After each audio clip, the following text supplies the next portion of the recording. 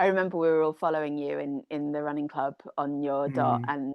and I think you messaged the group saying that you'd fallen, and then I think we all saw your dot get lost as well at one point, and we were just all rooting for you. But you did so well to make it to Yeah. 30 miles.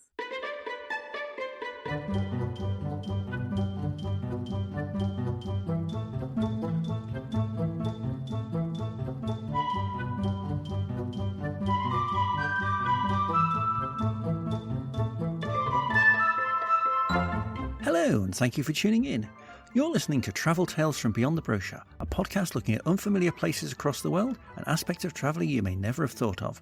I'm your host, the Barefoot Backpacker, a middle-aged Denby with a passion for offbeat travel, history, culture, and the whys behind travel itself. So join with me as we venture beyond the brochure.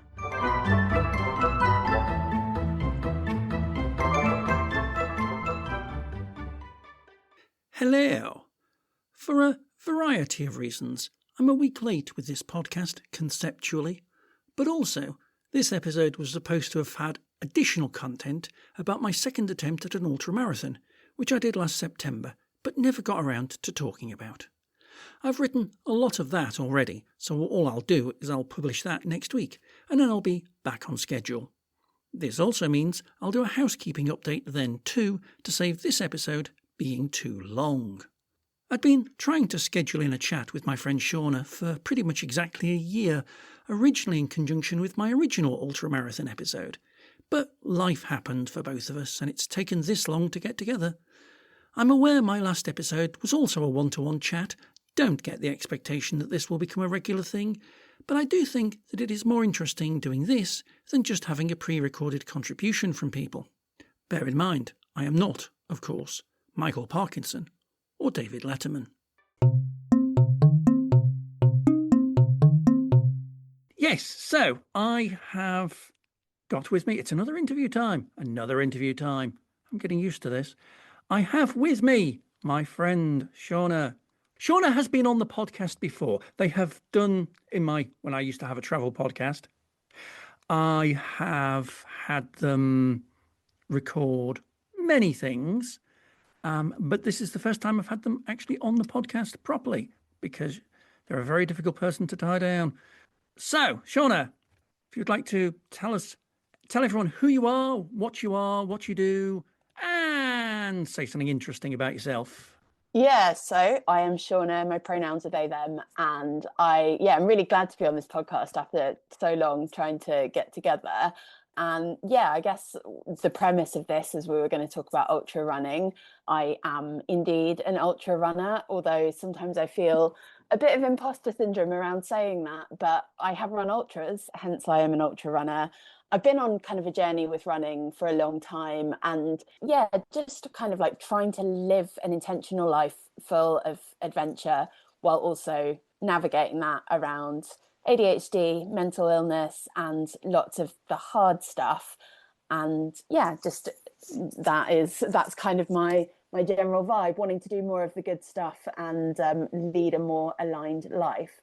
And then something interesting about myself, which is the fact I always crack it out when asked about this, like in a icebreaker or whatever, is that when I was a teenager, I was a cheerleader and I competed internationally at competitions and was part of the first ever UK team to compete at the World Championships in Florida. Nice. How did you do in those World Championships, by the way? Did I Better than we best? do it. Better than we do at Eurovision. I don't actually watch Eurovision, so but probably about the same from what I've heard. Like we got through to the second day, so we did qualify for the finals, but we did get a trophy, but it was like a 10th place trophy or something. Yeah, it's not a sport that I really see a lot in. I mean, British schools, Yeah. British sports. It just think we just don't do. So I imagine the USA's would have had A lot basically just better. wiped the board with everybody, I'd imagine. They do, but also UK cheer has grown a lot since then. That was nearly 20 years ago. And the team I was on then are like amazing now. They're not, US standards because they've got decades and decades more behind them in America. But it's cool. It's great. It's like it's grown as a sport. Excellent. So I mean, cheerleading it's one of those It's one of those sports that doesn't look like a lot when you're watching it, but when you're doing it, it's really sort of intense. It's really energetic. Do you think that's why you ended up getting into running? Because you sort of had a background in energetic power type sports? Well, actually, I guess there was a lot of crossover, but I ran before I Mhm. cheered. I grew up running quite a lot, but not competitively. But my dad used to kind of push me in running quite a lot and say I had a lot of potential to be a good runner. And I enjoyed running, but I did actually feel like quite a lot of pressure from my dad Mhm. around running, which sometimes takes the fun out of it. Mhm. And then once I was out and I saw cheerleaders throwing stunts and they were looking for people to join the team, and I was like, that's the exciting, shiny thing that sounds a lot more fun than just running around in circles. So my teen years, I spent a lot of time cheerleading, and I wasn't the best, but I loved like throwing stunts. I was quite strong. I wasn't very good at the coordination side of it because I'm dyspraxic, but I was strong and I could throw good stunts. But and then running sort of took a back seat then, and I ran a little bit in my teens. I ran 1500 meters in athletics, but in my school, it was with my school. My school was very cliquey in sports, and because I wasn't in the team sports and I wasn't in everything else, I just sort of didn't really get invited to the competitions very much. But I did, when I did run 1500 meters for the borough, I was borough champion, I won, but then they just never asked me to come back to another competition because I wasn't one of the cool sporty kids. And then I did kind of a little bit of recreational running growing up. And then when I was 19, I decided to run a marathon. I think it was that classic thing of like, I'd been watching the London Marathon and was like, oh, I want to do that, with no idea how hard it is to get into the London Marathon. And then I was like, oh, I can't do that. And then I was like, oh, I'll just pick a different marathon and sign up, which I did based on how convenient the date was. But it was a trail marathon and I'd never run on Mhm. trails. I didn't know there would be hills. I had no idea what I was doing. I turned up and all these people there who'd run hundreds of marathons were like, you're doing this as your first marathon and you're 19. Um, so it was a bit of a shock to the system, but I got round and I had a good time. And then running sort of took a back seat like into my early 20s because I got very unwell with psychosis and mental illness and got in a bad lifestyle. And yeah. Yeah, well, I mean, we'll talk a bit more about mental health and running later, I think, because it's definitely an important topic to look into. I mean, I'm intrigued by the fact that your first proper run was a trail marathon. Though that's sort of going in at the deep end, isn't it? Um, Yeah, and I had no sense of what training should be. I think I mhm. did maybe 3 long runs, and that was my training. No speed work, no shorter runs.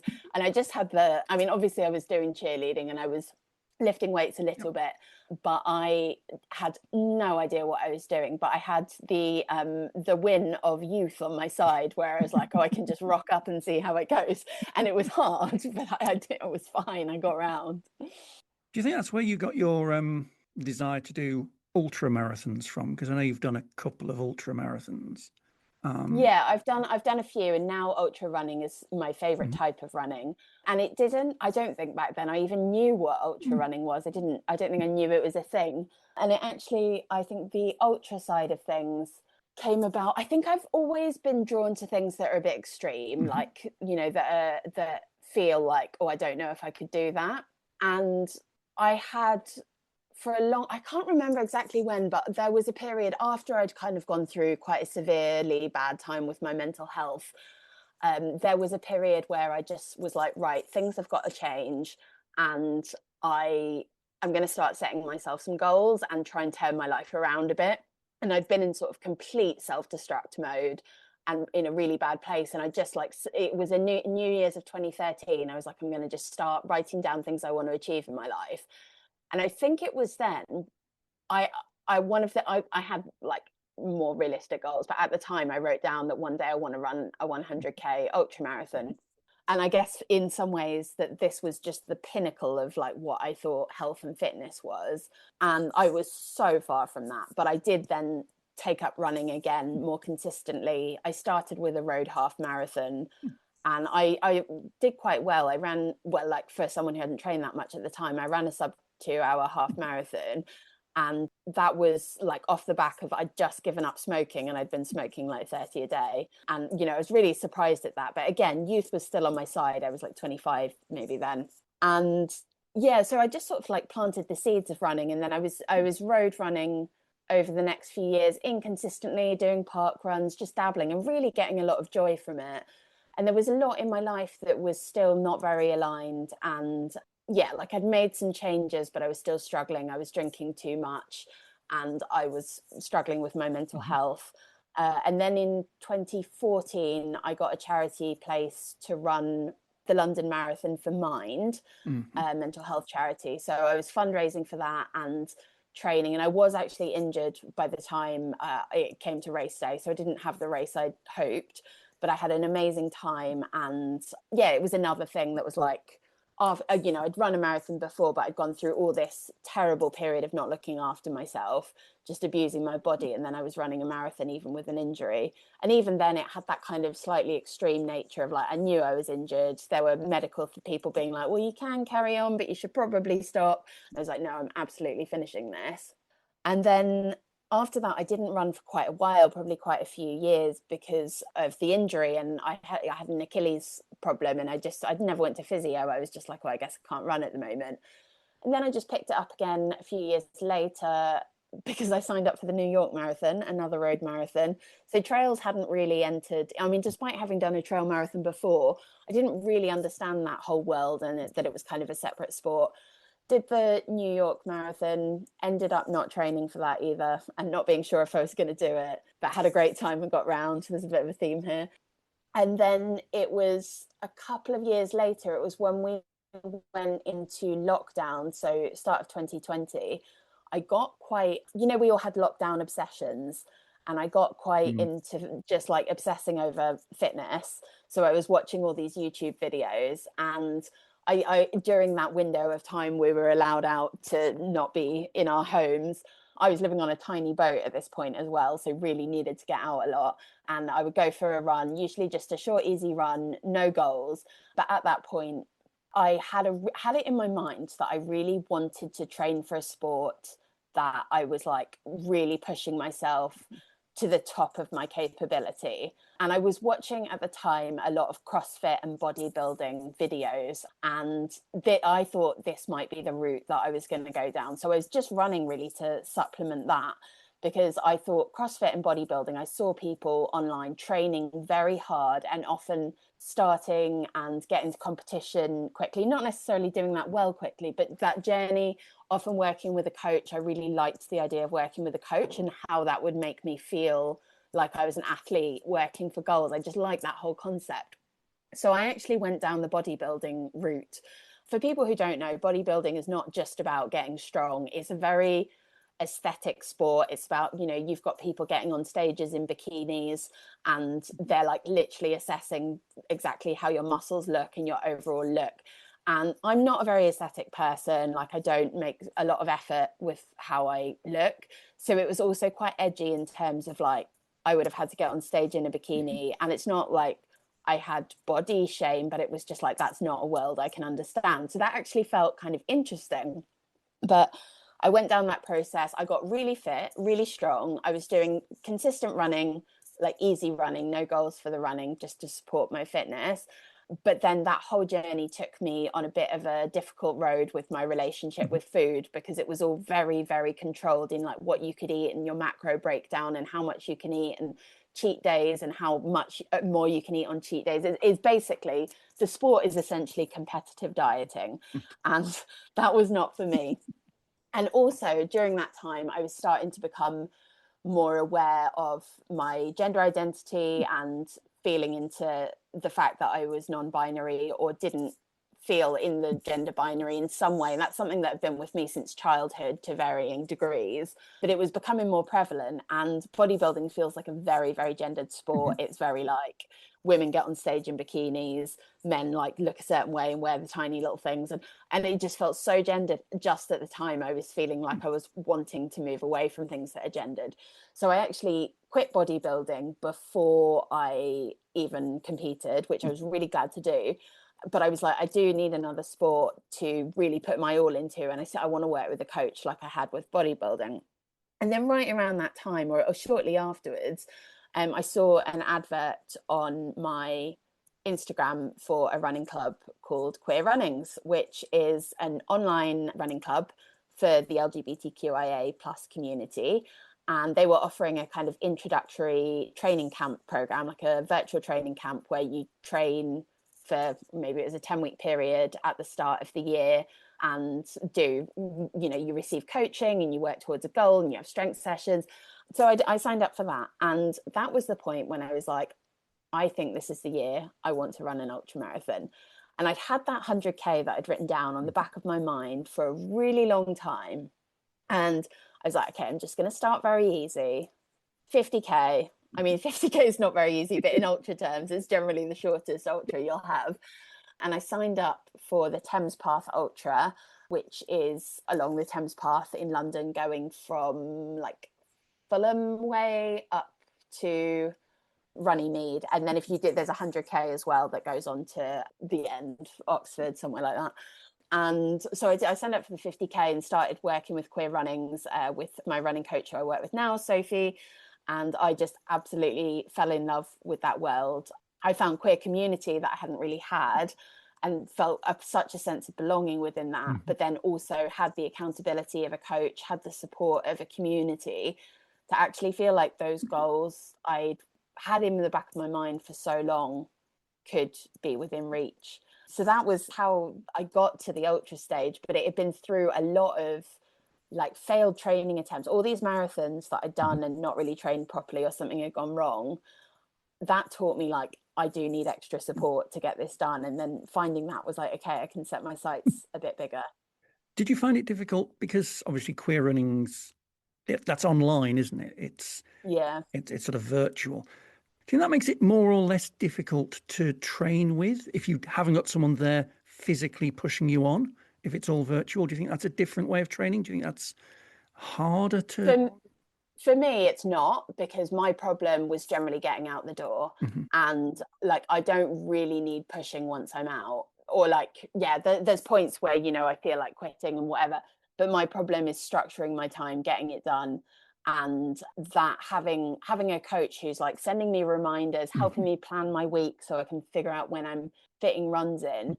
And also the sort of building in a community of people who struggle with the same things and have similar goals. It meant I started building my world and my identity around running, which made it easier to factor in. And I had run with groups before. I was in London Front Runners when I was living in London, which is another LGBT plus running club. And I never really felt a sense of belonging there. I met some lovely people, but it was very cis male dominated.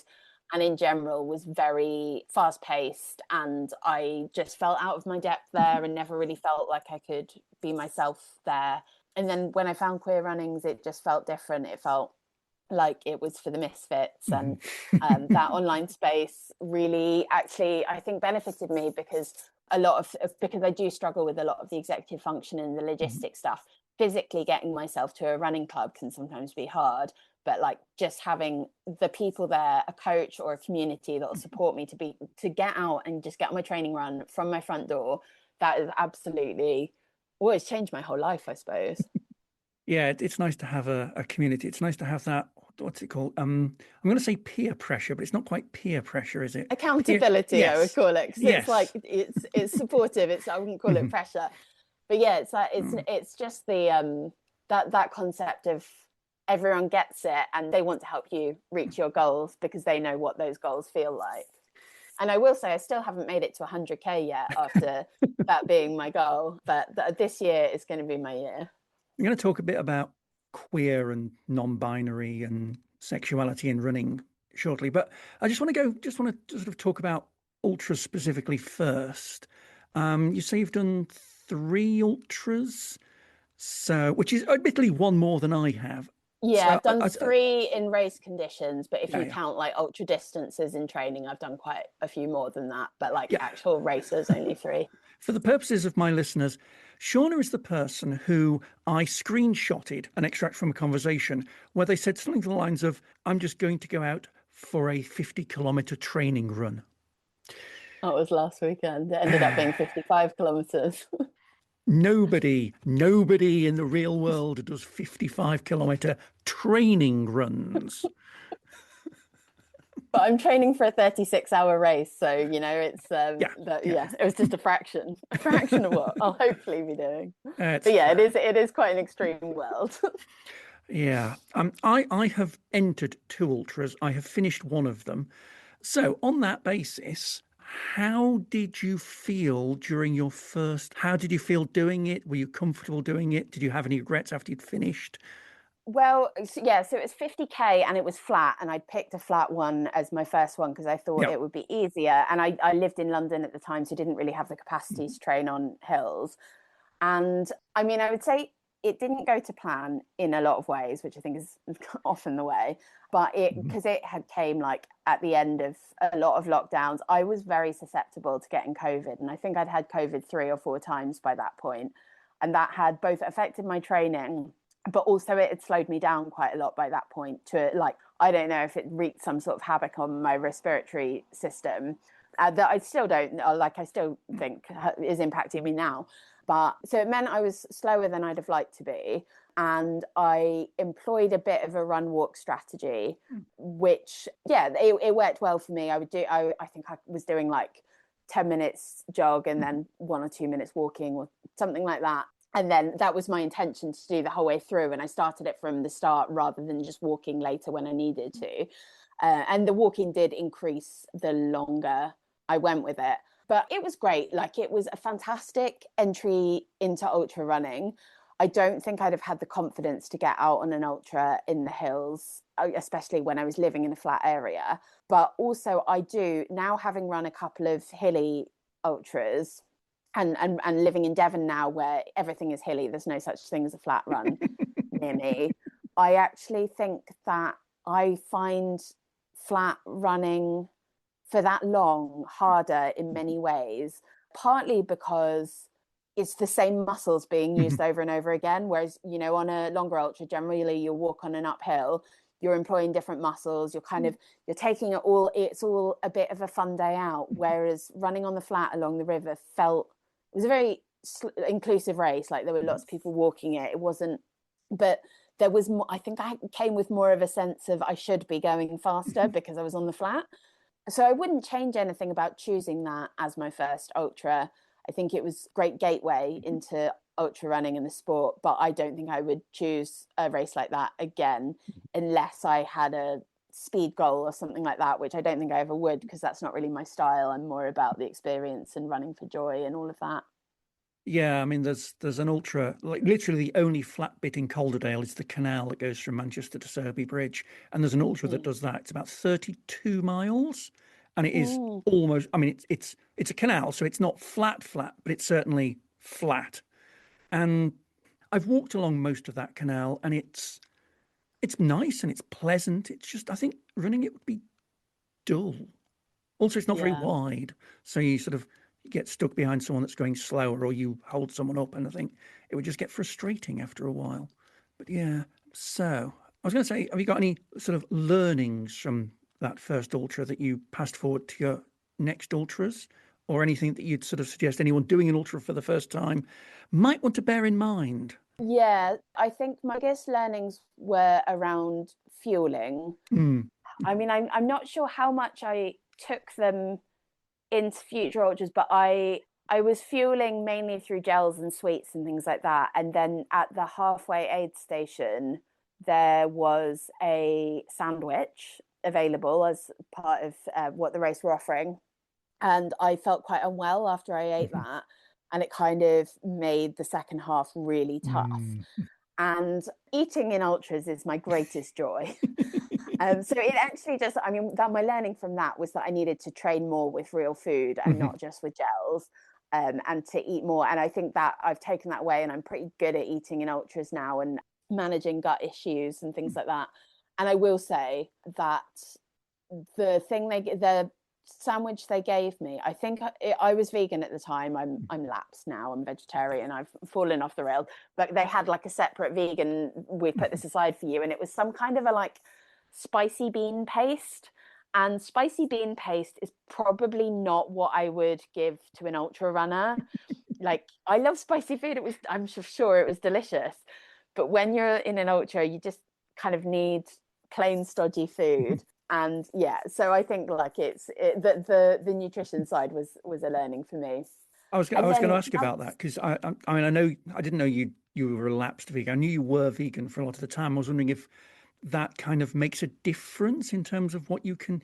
Having seen some of those ultra checkpoints and all of the massed amounts of cake and things like that are at them, yeah. I just wondered if being vegan was affected your ultra in any particular way. Yeah, so that's the only ultra I've done where I was vegan. I lapsed maybe a couple of years, like yeah, like when I went traveling, which was that later that year. And so and that was, I mean, I guess that was, you know, the food that was put for vegans.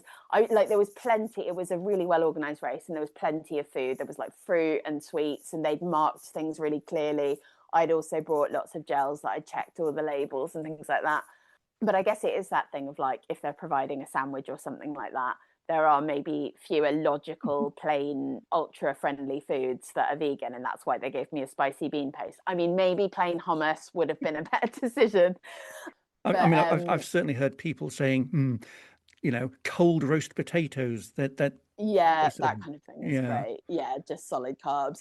And then, but I think, and also I did the Lakeland 50 once I wasn't vegan anymore, but they do cater really well for vegans and label things. So that's quite a good one for people who are vegan. But last year, my race, my A race was in France. It was UTMB Nice, and I didn't finish. But the aid stations I did really struggle at, even as a vegetarian, because you know France still struggles with vegetarians a little bit. Like it's a lot better than it used to be, but they don't fully understand it. And there was a lot of things like cake and biscuit. Nothing was really labeled. Lots of fruit, all of that. But the savory food, and I'm always craving savory food in ultras once it's further along, was basically cheese and meat. So obviously the meat was off for me, but the cheese also, I had gallstones at the time that had been really affecting my training and was getting into absolute agony. So I had to not eat the cheese because I knew that could aggravate it, which meant I basically had no savory food. And I was also really near the back of the pack, and they kept running out of, well, not running out, there was like enough food that I could eat, but it wasn't all the things that they started with. So there weren't that many options, and it was a lot of the like boring leftover cakes and biscuits. So I do think if you're vegan, you probably have to be quite selective about what races you run, or just commit to bringing your own food, or like running races that have drop bags that you can like prepare stuff for yourself to pick up at aid stations. I've got one more question about ultras before I just talk about things like mental health and queerness. It's just simply on your ultras, what have been your highest and your lowest points? And I don't mean in altitude. Yeah. Yeah. So my highest points have often been intertwined with low points. And I think one of the things I love about ultra running is how side by side joy and suffering can sit. And I guess one of the things I love most about ultra running is the feeling of overcoming something really hard and the sense of achievement that brings. And I think I just remember this moment when I was running the Lakeland 50. So it's 50 miles in the mountains of the Lake District. So that's 80K. And it was the longest I'd done, and by far the most mountainous running I'd ever done at the time. It was really tough. It was near the end, and I probably had like 6K to go or something. I'd been running through the night, and I just stopped at the final aid station where they give you a toasty. I had a cheese toasty, and that brought me a lot of joy. But I was so battered by that point. I had really bad chafe, and I started doing I think it was the final major climb. My body was so battered, and then the sunrise was just coming up. The sky was stunning, and I knew I only had 5 or 6 kilometers to the end. My body, I was like, the chafe was terrible. Like I was waddling. It was awful. And I just had this really intense moment of, this is what it's all about. Like I'm in this beautiful place. The sun's coming up. I just had a wonderful toasty. I'm suffering so much, but this is like what I absolutely dreamed of when I set this goal of like overcoming all the things I thought I wasn't sure if I'd be able to do. And I'd signed up for that race as well when I was recovering from emergency surgery after an operation that I'd had to have, and I couldn't even basically get out of bed. And then I signed up to a 50 miler when I was there. And just that whole journey of that year of like, I trained for this, training hadn't gone to plan, and here I am nearly finished. The sun, the sky, the toasty, the mountains, and the pain. It was just all like this whole moment of just clarity and joy. And then my lowest point in an ultra, it gets me even now. So that was last year when I was running UTMB Nice. So that's a 100K race, but it was actually 107K because they like to joke about these things. Yeah. And this had been very much part of my journey with UTMB races, you have to collect what's called stones at qualifying races. And the more stones you collect, they are lottery entries to the UTMB finals in Chamonix. And my ultimate goal was to get into the UTMB finals to run CCC, which is a 100K race in Chamonix. And so I was really relying on completing this race in Nice as one of my qualifying races. And I'd had a pretty strong start, and I was a little bit ahead of where I thought I was going to be on time at that time. And then I had a section to get to the next aid station that was about 5 hours up a mountain, constantly, relentlessly. Some of the terrain was so hard. There was like sheer mountain drops. It was getting dark. Like morale was really low during a lot of that period. And at first I thought I'd have no problem making it to the next aid station before the cutoff. The cutoff was midnight, and it was coming like probably the hour before that. I was starting to realize that I might be cutting it fine. But I didn't know the exact distances between aid stations. It was a lot of maths and remembering altitude and all of this. And I was trying to do the maths and work out if I could get there. But it was, I think there was a point where I thought I should have covered the distance to be at the aid station by then, but I still had a long way to go. And there was just a moment where I was like, I think there's a good chance I'm going to miss the cutoff. And just the drop in morale after pushing so hard. And then the moment that I would say it was the lowest moment in any ultra was hearing the clock strike midnight in the town. And I knew midnight was the cutoff, and I could hear the town where I assumed the aid station was quite far away. I was still halfway up a mountain. I had this tiny glimmer of hope that maybe they weren't that strict on time boundaries, but I was like, I am quite far away. And it was just everything. I was like, I have given so much, not just in this race in the last 12 hours or whatever I've been out, but the whole year. My whole year built up to it, and knowing that I wouldn't get to finish, I wouldn't get to run down the Promenade d'Anglais in Nice and run across the finish line the next morning. Yeah, it was heartbreaking, really, really tough. But yeah, I've made my peace with it. Got one final question about running that suddenly occurred to me when you were talking about your highest point. I've never really ran in the dark. How does it feel running in the dark for you, especially sort of when you're sort of like 40 kilometers into an ultra and you're a bit knackered and then you can't see what you're doing? Is it kind of exhilarating, or is it really challenging, do you think? I think I expected it to be awful. So Lakeland 50 was the first race I'd done that, and I had done a little bit of training in the dark with my head torch, and I didn't like it. I get quite anxious out in the dark, particularly on my own. But when I was out in the race, I enjoyed it a lot more than I expected. And I think I felt very safe. I mean, obviously, you're out in the country, it's safe, but just the kind of the mind playing tricks on you when you're in the dark. Like because there were so many other runners around, it's quite a busy race. I never felt scared. And then I think with the dark and just the head torch shining in front of me, I definitely slowed down quite a lot at that point. But I got into quite a meditative state where I just was plodding away, putting one foot in front of the other. It kind of, because all you can see is that tiny patch ahead of you that's that's illuminated by the head torch. You don't have all the surrounds. And yeah, it felt quite meditative, and I would say quite pleasant in a lot of ways, like in an unexpected way. So I think in Nice, it did feel different because I was on some quite scary mountains at points. And it was like, oh, am I not going to see a sheer drop somewhere and just run off the mountain? But for the most part, I actually enjoy running in the dark in races. Yeah, I mean, you mentioned it earlier that you have it as well. One of my issues is that I am incredibly dyspraxic. And there's a Yeah. whole host of people on what used to be travel Twitter that were running almost like bets on how I would, fall to my death by tripping over a pebble in the Peak District and things like that.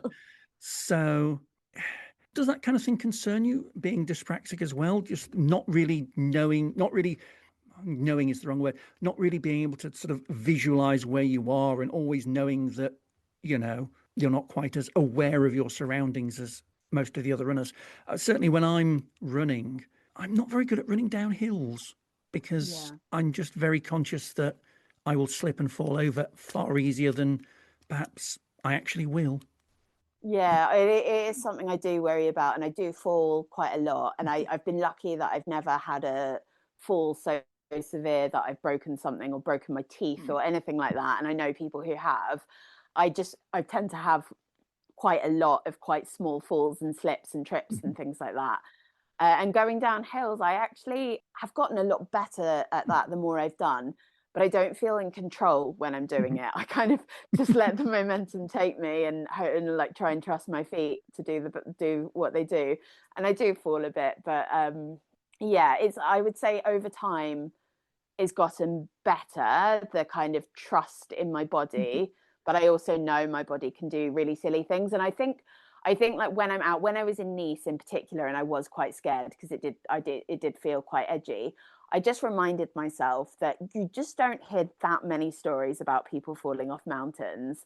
You do hear some, but like in races and things, it's not something that comes up a lot, even though people are doing it all the time. And there are loads of dyspraxic people probably out in every race. I mean, it's not obviously a huge part of, but statistically, I basically logically try and tell myself that, well, most people don't die doing this, even if they're dyspraxic. So hopefully I'll be all right. Yeah, I mean, my mitigation is just going down very slowly, which does mean that I'm not as quick. I'm more likely to miss a cut-off point. And one of the reasons Yeah. why I did not finish the Calderdale Way Ultra was because I think it was about 18 miles in, and I tripped up and really badly scraped my knee. Ended up with a limp for about a mile and a bit, and then got to the next aid station quite a bit behind schedule and went, should I carry on? And then I carried on and got lost twice, and that was just Oh, the yeah. end of it. But on that note, running and mental health, I mean, certainly for me, I mean, getting out of the flat is good for my mental health. Getting Yeah. out into the countryside. One of the reasons why I'm happy to live up here in Calderdale is because I've got so much countryside around me. Most of it is very hilly, but I have so much countryside around me. Like I can hear cows from my bedroom, and it certainly does me good to get out and run. And when I'm running and I'm pushing myself, I don't think about all of the bad things in the world. I don't think about all of the bad things in me. I'm just out there and I'm just going. I am one of those people that does not run with headphones or anything like that, which I think is interesting. But running's always been good for my mental health, and running's always been, I know if I'm feeling a bit dour and I'm feeling a bit grumpy in myself, I know if I go out for a run, I'll probably feel a lot better doing it and afterwards. I mean, obviously running's helped your mental health. Do you want to say something about how you felt?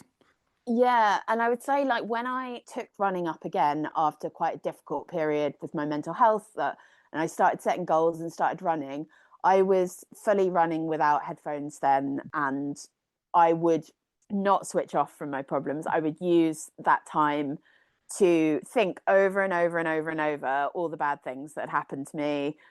Just get like, but at the time I would be like, I wasn't going to therapy at the time. I was like, well, this is therapy. I'm like exploring all the issues. It was only later when I kind of went into like therapy. I spent 2 months as an inpatient in a trauma clinic. I realized that I had not been thinking all those thoughts therapeutically. I had been Mhm. ruminating and causing myself to relive and dwell on Mhm. very unhelpful thoughts constantly. But then after doing therapy, and I'm still doing therapy, and I really believe in therapy, I do find it's a lot easier to go out and switch off on a run now. I don't really ruminate on my runs very much anymore, unless there's something very current that is like is playing on my mind. And I do tend to run with headphones now. I often listen to audiobooks, although I do make it a priority to occasionally schedule in runs without Mhm. headphones because I do think it's good for the soul. But I think we often hear the term running is therapy. Mm-hmm. And I think running has a lot of therapeutic benefits, but it's not therapy, and it cannot solve your problems or like inherent things that you struggle with in the same way, but it can make you feel better.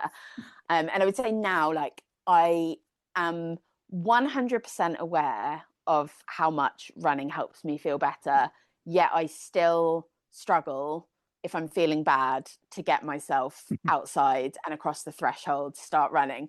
And whenever I do, I'm like, I feel amazing. And this is again where having a coach is very useful, because she will remind me that it makes me feel good. I'm like, oh, I can't run because I feel bad. I just feel too, I'm far too depressed for all of that. I'm very miserable. I mustn't run. It's raining. Like, actually, yeah, like all the things.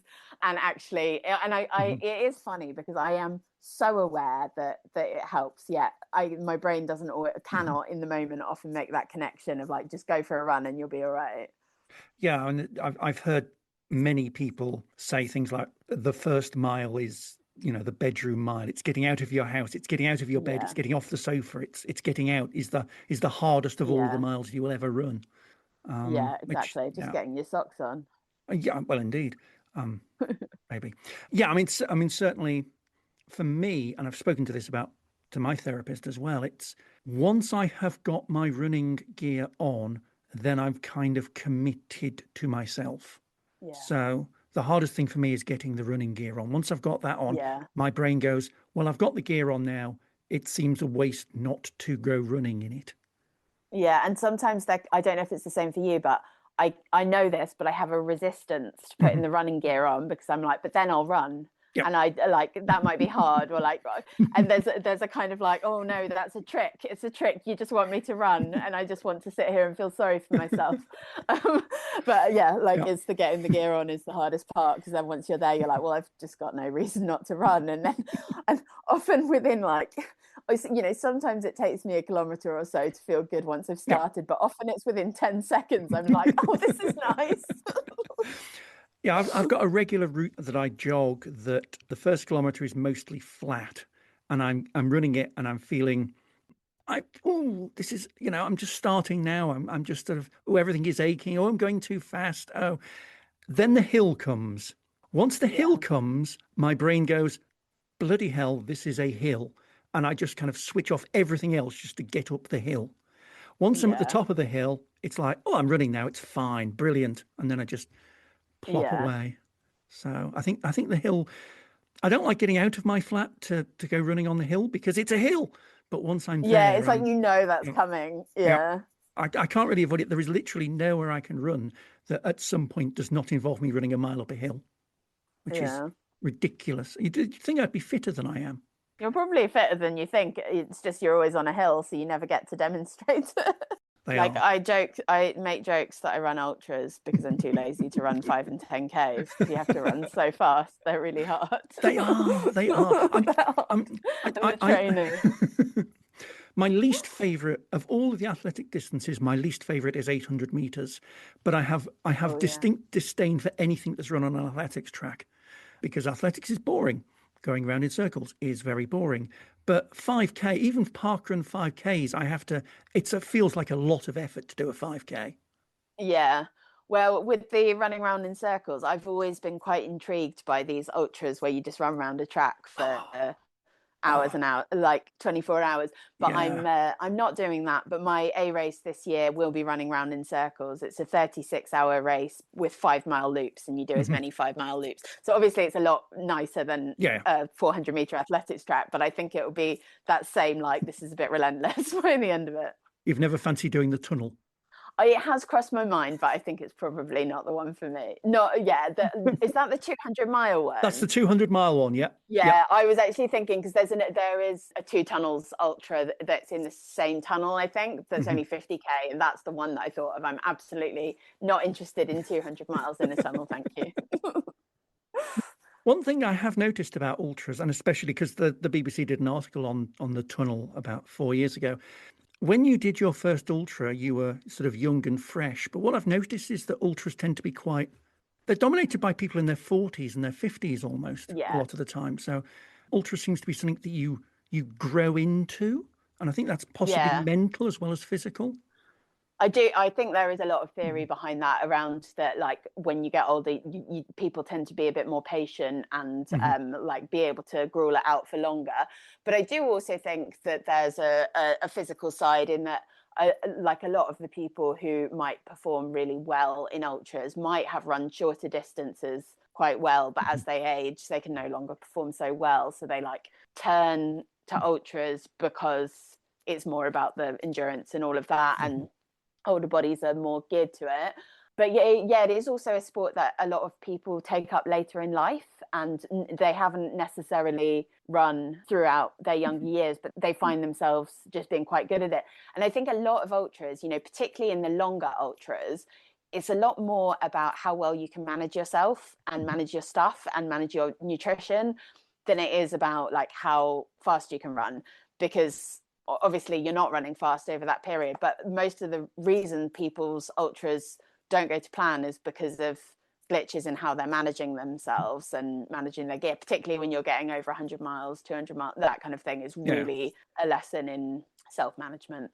Yeah, I mean, I remember when I was hiking the Pennine Way, we got overtaken by the leaders of the spine race, and what's her name? Sabrina Vergy won it that year. Yeah. And when she passed us on the Cheviot Hills, it looked like she was just jogging a park run, but she looked sort of really fresh and fit. And she'd already done like 240 miles at this point. And if you calculated her average speed, it was like 3 miles an hour, which is slower than my walking pace. Yeah, but then you're factoring in sleep and food and like rest and all of that. It's slower than my walking pace for 10 miles. It is not slower than my walking pace for 250. Yeah, exactly. And it is also something that draws me to the sport and does make me a bit intrigued about the longer distances, although I don't feel I really want to get to 100k, but I don't know much beyond that. But because I have ADHD and I really struggle with executive function and organizing, and it's the bane of my existence, it also does make me kind of want to master those things. And I love running ultras. I love running a long way. And I feel like that is a really nice and also safe environment in terms of like, it's a sport, it's a hobby. It doesn't like nothing's riding on it. It's not a career decision.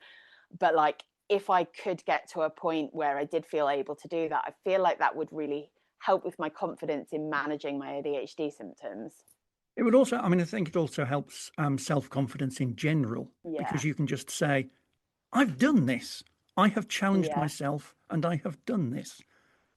It's good for self-esteem almost. It's like, I've done a thing. Yeah, although I don't know if you have it, but I definitely have a bit of a, what's it called, shifting baseline syndrome, whereas I feel that accomplishment for a while and then I go on to like, oh, what's next? And then like the bar of what I feel proud of keeps changing. All I will say is that in 2019 I hiked across the entirety of Great Britain and I never talk about it. I was kind of, oh, it's done now. I've done that. I will do something else. And everyone says I really should talk about it more because it's a huge achievement. And I'm going, I've done it. Right. I have one or two more final questions to talk about, but they're all sort of, well, queer related. So one of my questions is, I mean, you've mentioned it before, is that you are in a queer running community that helps you. Do you think that the running community is very open to queerness? We will not talk about parkrun. Well, I mean, certainly in the ultra sphere, do you think there's good sort of, not so much queer representation, but queer knowledge? Do you think it's comfortable being openly queer in such an environment? I think for the most part, like as a general picture, no. I think particularly, I mean, maybe for gay, lesbian, bi people a bit, but for gender diverse people, for trans and non-binary people, for intersex people, I don't think. I think there are particular races and particular people within the running community, even that are not part of the queer community, that are great allies, that are doing it really well, that are voicing like the need. But I would say, in terms of non-binary inclusion, as like even having a category that people can race as themselves or a space they can participate, is really limited. And when it does exist, it's rarely on their website. So it does mean that every time I enter a race or consider entering a race, I have to email them and say, am I welcome? Sometimes I get some responses that are positive. sometimes I get, oh, it would just be too much admin, or it wouldn't be fair on everyone else, really quite awful responses. And for trans people, particularly trans women, like their existence in races is seen as political, and it's like, hey, I just want to turn up and run. And I think it's actually pretty abhorrent. And whether that's races either not being explicit about inclusion, or not making it clear they will keep trans people safe, or having a policy but not really standing by it when anything is questioned, or when someone is being targeted, because obviously we know it's an issue that faces a huge amount of online trolling. Things like races not having inclusive, if the toilets are all gendered and there are no gender neutral toilets, or even things like some races will provide sanitary products in the portaloos, which is great and like should be applauded, but they might, UTMB Nice actually had female specific portaloos that had sanitary products in them, but there are non-binary people who menstruate, there are trans men who menstruate. Just the lack of like bigger picture inclusivity. And yeah, I think there's just such a long way to go. And also, yeah, I mean, races that have really vague policies, or you can just tell they're trying not to tread on anybody's toes, but they're not standing for inclusion, that really winds me up, I think, because it's like, okay, I mainly just want to be able to race, and I want everyone's, that's the bare minimum. We should all be able to take part. And this also thing we see of people saying things like, yeah, trans women can race as long as they don't win, sort of. Not that that's explicitly said a lot, but there's an argument of like, well, it's fine because when you look at the science, trans women are actually at a disadvantage once they've been on estrogen for a certain amount of time. But then, the argument is, well, we're not seeing trans women dominating podiums. But then it's that thing of like, okay, but if there was a trans woman who won, would that then invalidate her participation? There's just, so many things that I feel that just aren't really approached in the right way, when ultimately this sport should be about everybody being able to get to run and get the joy from it, and the accomplishment they get from racing, and just being able to be themselves. So there are some races doing it really well that are explicit on their websites, inclusion first, but it's few and far between. Yeah, the ultramarathon that I did in Northumberland, I entered as non-binary. I was the only non-binary person that turned up, as far as I'm aware. So technically, I was the leading non-binary runner in that race. Didn't get a trophy for it. Yeah. Forgot to ask, actually. What was the point? Yeah, I had the same experience at the Lakeland 50. So it was the first year of them having a non-binary category, and I absolutely didn't need a trophy. I wasn't in it for, I was the only non-binary participant in the 50. I do not need that for myself. But when it started really bothering me was when it got to the awards, which was like this lovely inclusive event, supposedly, and they started reading out all the awards and the categories. And there were other categories that had only one participant, like, women over 60 or whatever. And they were all getting to come up to the front and get recognized. And they even went in the 100 miler over 70 male, or maybe it was female, maybe it was the 100 mile over 70s general. They had no one enter that, but they still read out the category and were like, we didn't have any participants in this, but they acknowledged it. But then there was no mention of the non-binary category. I didn't need a trophy. Of course, that thing's lovely. I don't need that. But what bothered me about it was that any non-binary person who was there and didn't even know they could enter as non-binary didn't get to see that. And it was about visibility and representation. And I definitely have an element of self-consciousness about being out and vocal in public places about my gender identity. But at the same time, I'm like, this is for all the other non-binary people, or people who might be questioning their identity and wondering if there's a place for them in this sport. And that's what makes it, I just think it's really unfair that other categories are recognized with one person. And I think that I got the impression at that Lakeland 50, because I know there were some issues the following year in the Lakeland there was a lack of recognition. I think it's we want to do a bit of inclusion. We want you to be able to take part, but we don't want to face any backlash or people making snide comments about gender identity. So we're just going to pretend it's not there. So Like, it was a great race in general, and you know, they had queer flags around at the start line, but it was like, are they really walking the talk or whatever? Yeah. Yeah, I mean, I'm slightly, because I was born and raised male, I am very conscious about being perceived that I'm only defining as non-binary to get a trophy because I wouldn't be able to if I was like, male and entered the males I think races. if anyone even glanced in your direction, they wouldn't.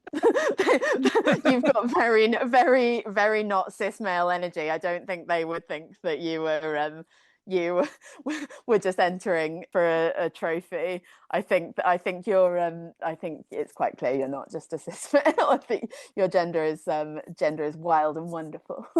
My gender is purple. It's great. Yeah, exactly. In terms of the generic community, the racing community, do you think the racing community itself, like other runners, do you think other runners are queer friendly? I I mean, think it's mixed. Like, I think there are some who are great. Like, after the Lakeland 50, I had prominent runners messaging me saying, well done on your win and stuff like that. At the same time, when I see comment sections in the running community on posts on Instagram, or, I think, the running community is, it's so many facets of it. It's not a homogenous thing. And I think there are some really amazing advocates, and I think there are some absolute trolls. And I think there are enough people working to make it inclusive that we're seeing progress, and I hope to continue to see progress. But in general, I think for a lot of particularly gender diverse people, it doesn't feel safe to be their full selves, or they might have to ask questions about when it's okay to speak their truth. would you be in favor of for example, a 30 or 50 miler entirely queer ultra? I think that would be wonderful.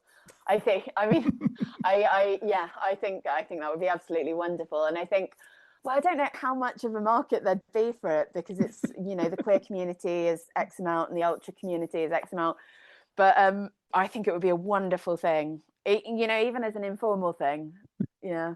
I did work out in terms of mathematical probability that being an arrow ace non-binary ultra marathon runner, I am one of only about 1,200 people in the entire world. I mean, you're almost talking to one of them. I like, it's very strange. I think that's all I have to say. So thank you for coming on my podcast. Thank you. And if you want to follow me on other platforms, I have a YouTube channel called Seanna's World. So please do check that out. I share running videos on there. So my last question then is what is your next running plan? Don't tell me you're going to be the first NB to finish the spine race or anything like that. Well, my goal this year is to do that 36-hour race I mentioned, which is as many 5-mile loops as I can do in 36 hours. I definitely want to make it to at least 100K, because that is that goal that's been lingering on me. And a part of the reason I entered a timed race was because it gives me plenty of time to cover that distance. And I also have a very top secret distance goal in the back of my mind with that like in a dream world, like if everything went so swimmingly, that I would like to achieve. But I'm not telling anyone that, not even my coach. Fabulous. And then I also have a potential goal for next year, which I also haven't talked to my coach about yet, but it's in the back of my mind. I turned. You might be listening to this pod, year. Maybe. I turn 40 next year, so I wanted to do a big, scary, exciting race to celebrate turning 40.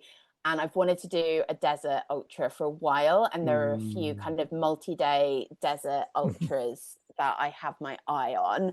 But so far, my attempts at multi-day running have not been amazing, and that's not even in desert. So I am holding that as a possibility. I'm looking at potentially Ultra X in Jordan, which is dependent on current global affairs, of course. Yeah. But I think I would really love to do that race next year if it's possible, but I just don't know if it's a bit beyond my capabilities. So feeling into that. Excellent. Well, good luck. And I hope you achieve all your goals. Thank you. Likewise. Thank you. I haven't got any, but I will let you know. Yeah, I will be there to celebrate them when they come along. Maybe 50 miles has always been kind of, it's a bit far, but who knows? Maybe you're going to peer accountability me. Yeah, I'll do my best. Thank you very much for turning up. Speak to you again soon. Thank you for having me. It's a pleasure. Bye. Bye-bye. Well, that's about all for this pod. Join me next time when I will continue on this topic by talking about my second ultra, the one I actually finished. Until then, remember, we're here for the non-binary race. And if you're feeling off colour, keep on getting better. Thank you for listening to this episode of Travel Tales from Beyond the Brochure. I hope you enjoyed it.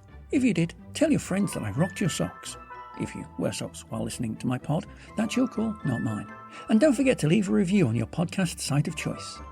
You can tweet me at RTWBarefoot, and I'm the same name on YouTube, Blue Sky and Pinterest, or you can find me as Barefoot Backpacker on Instagram, Discord and Facebook.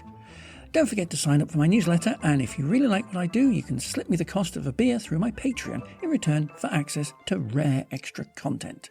Travel Tales from Beyond the Brochure was written, presented, edited and produced by the Barefoot Backpacker. The theme music is Walking Barefoot on Grass Bonus by Kai Engel, which is available via the Free Music Archive and used under the Creative Commons Attribution 4.0 International License. Show notes are available on my website, barefoot-backpacker.com. Until next time, have safe journeys. Bye for now.